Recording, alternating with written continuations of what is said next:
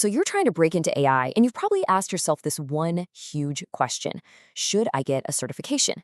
There's so much noise out there, so much conflicting advice. Well, in this explainer, we're going to cut right through all of that and get you a clear answer.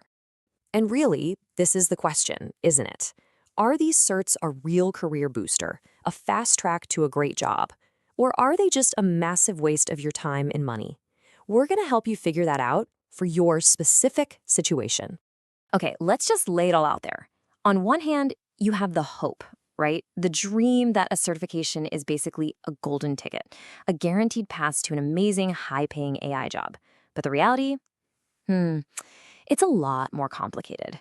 The right answer really truly depends on you, your background, your goals, and exactly where you are in your career journey.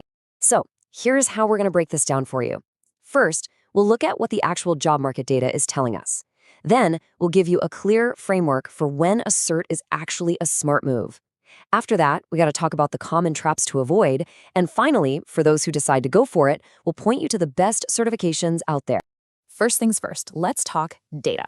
Before you spend a single dollar or a single hour on a course, you need to understand the landscape. And honestly, the signals coming from the job market are kind of confusing. So here's our first clue. If you look at machine learning engineer job postings, about 20% of them specifically mention cloud certifications. Now, that's not a majority, but it's not nothing either. It tells us that, yeah, employers are definitely aware of these things. And here's where it gets really interesting. A study in the UK found that degree requirements for AI jobs dropped by 23% in just 3 years. That points to this big shift towards skills-first hiring, which could mean that other things like certifications are starting to matter more.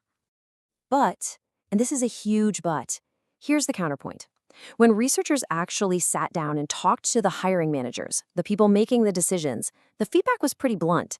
They basically said, we only give certificates a passing glimpse. Not a single one called them a top reason to hire someone. So what are we supposed to make of all that? Well, the pattern that emerges is pretty clear. For technical roles, certifications are seen as nice, positive signals. They show you've got initiative, but they are absolutely not the main factor. Think of them as supplemental, not foundational. Okay, so knowing that they're not a magic bullet, let's get super practical. We've put together a framework to help you decide. Here are 5 specific scenarios where getting a certification is probably a very smart move for you. Just ask yourself, does any of this sound like you? Maybe you're just starting out, and your portfolio of projects is looking a little thin. Or maybe you're a career changer coming from a field that has nothing to do with tech. You could be a software engineer who wants to pivot into machine learning. And you know, location matters. In markets like India and Europe, certs often carry more weight. And finally, the no-brainer. If your dream company runs on AWS, well, getting an AWS cert is a pretty good idea. Let's just double-click on that career changer one for a second. If you're coming from, say, marketing or finance, a certification can be that first crucial signal of credibility. It's often just the keyword that helps your resume get past the automated bots and into the hands of a real human, which might be all you need to land that first interview. Okay, now for the other side of the coin, because this isn't all positive. Chasing certifications can actually become a trap, something that holds you back instead of pushing you forward, so we've got to talk about what to avoid. And I really want to be crystal clear on this. Choosing the wrong certification or getting one for the wrong reasons can absolutely backfire and end up hurting your job search. This quote from a hiring manager just says it all, doesn't it? They see all these candidates spending thousands of dollars on certificates, but when it comes time for the interview, they can't actually solve a real-world problem. And you have to remember, a company is hiring you to solve their problems, not just to have a nice piece of paper. So here are the 4 big traps to watch out for. Number 1. Certificate collecting. A resume with 10 certs and 0 projects is a huge red flag. 2. If you already have a killer portfolio that shows what you can do, a cert adds very little value. 3. Don't use getting just one more cert as an excuse to procrastinate on the scary part, actually applying for jobs. And finally, avoid those random, generic, unknown certificates. They don't help. All right, let's say you've weighed all the pros and cons, you've looked at the traps, and you've decided, you know what, a certification is the right move for me right now. Awesome. The next question is obvious. Which one? Let's get into a tiered guide of the certs that employers actually know and respect. We can really break these down into 2 tiers. Tier 1 are the big guns. These are the cloud platform certs from AWS, Google, and Microsoft.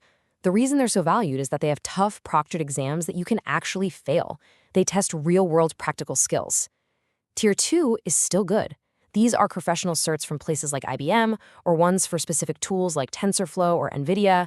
They're valuable, but they often don't have that same high-stakes proctored exam. And now for a big flashing warning sign. Be very careful with most of the certificate programs from big-name universities. They are often incredibly expensive, way too focused on theory instead of practice, and a lot of times they aren't even taught by the university's own faculty. For the most part, that brand name just isn't worth the price tag. Oh, and a quick note for anyone here in a non-technical role, like a product manager or marketer. For you, the whole calculation is completely different. Your goal isn't to prove you can code, it's to show you understand what's possible with AI and that you can talk the talk. For that, shorter, high-level courses like AI for Everyone are actually perfect. So if you only take one single thing away from all of this, please let it be this.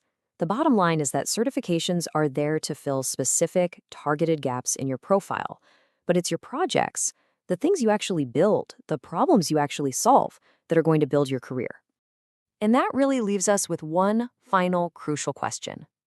The most important question isn't what certificate will you get next, it's what real-world problem will you go out and solve next? Because that is what will truly set you apart.